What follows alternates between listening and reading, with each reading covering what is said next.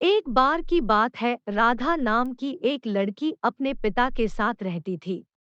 उसकी माँ बचपन में ही गुजर गई थी। वह अपने घर का काम करती फिर कॉलेज जाती थी।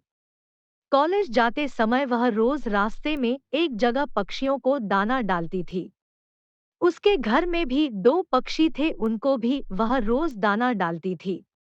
एक दिन उसको पक्षियों को दाना डालते जमींदार के बेटे ने देख लिया।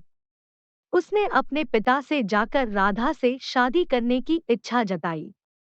जमींदार ने राधा के पिता से बात करके अपने बेटे की शादी राधा से करा दी। राधा अपने साथ घर के पिंजरे के दो पक्षी भी लेकर ससुराल आ गई। वह उन पक्षियों को रोज दाना डालती थी। राधा की सास को यह बिल्कुल भी पसंद नहीं था। वह उन पक्षियों को परेशान करती थी।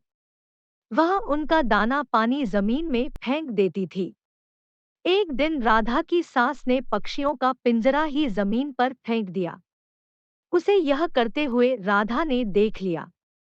राधा ने मना किया तो उसकी सास ने राधा को ही डांट दिया। इन सब बातों से राधा परेशान रहने लगी। एक दिन राधा के पति ने परेशानी का कारण पूछा तो उसने सारी बात बता दी। उसके पति ने राधा को पक्षियों की भलाई के लिए उनको पार्क में छोड़ने की सलाह दी। अपने पति के कहने पर राधा ने उन दोनों पक्षियों को बाकी के पक्षियों के साथ पार्क में ही छोड़ दिया। वह उनको कभी कभी दाना देने पार्क में जाती थी। अब सभी पार्क के पक्षी राधा के अच्छे मित्र बन गए थे। पक्षी अब राधा के घर पर भी आने लगे। राधा की सास को जब यह पता लगा तो वह गुस्सा हुई। वह राधा को उसके मायके छोड़ने के लिए उसको साथ लेकर गई। रास्ते में कुछ चोरों ने राधा की सास के गहने चुराने की कोशिश की।